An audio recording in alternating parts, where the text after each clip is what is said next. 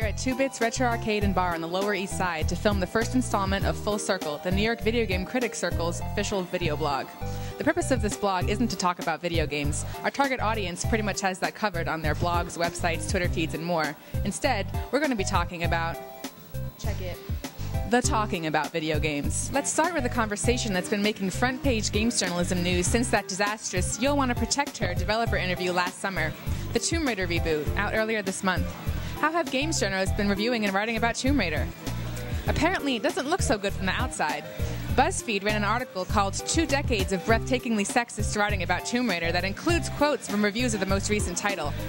While in some ways this piece was unfair, Evan Narcissus' comments were taken out of context, it also shows what video game writing looks like to someone who's not necessarily plugged into it 24/7. Within the video game community, though, most journalists seem to feel that Tomb Raider has acquitted itself from last summer's PR nightmare. Gameplay, graphics, and side quests are all reviewed very highly, and Lara herself is being praised as an empowering and fun-to-play main character.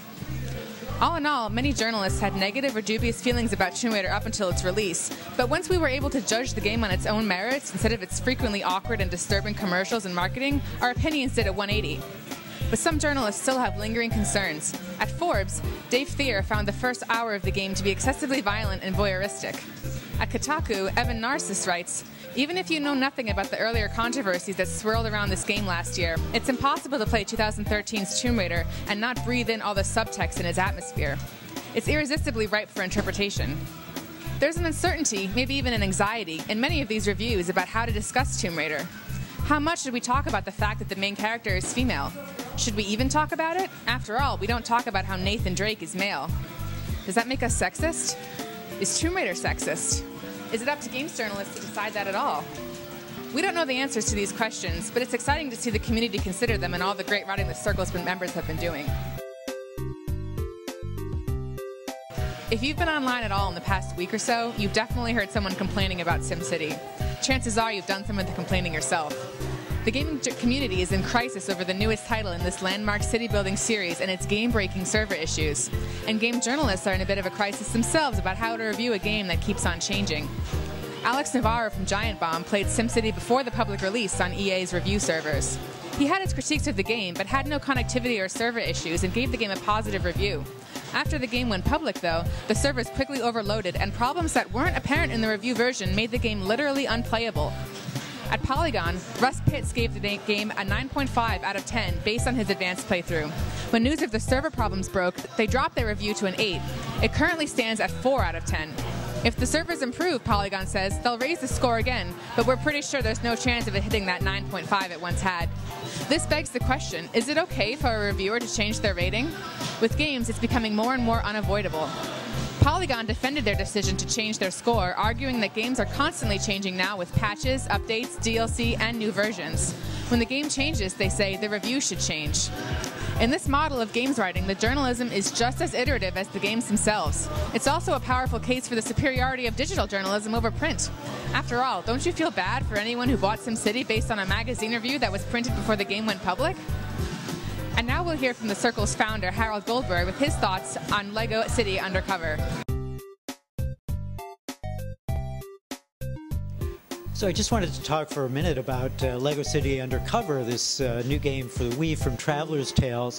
When you boot it up, you find that there's these really long load times, and in the first hour, I think I had 4 to 5 minutes of load times between cutscenes. But having said that, that's kind of a minor issue because the game itself is pretty awesome.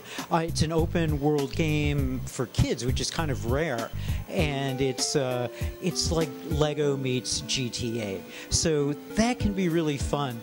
It's still kind of the Lego Traveler's Tales, Star Wars kind of thing, but it's this new character which builds on what I think started as Legoland in the 1970s and then became Lego City a few years ago as far as the toys go.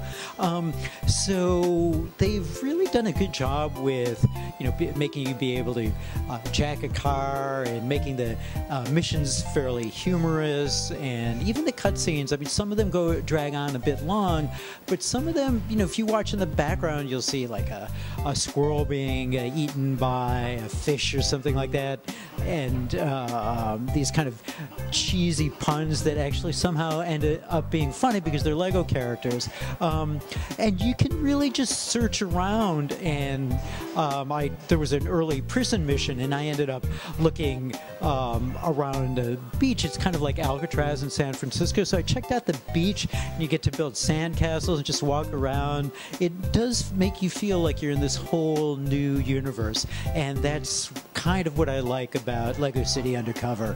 It's new IP, and I think we'll see a few more editions of this, so check it out.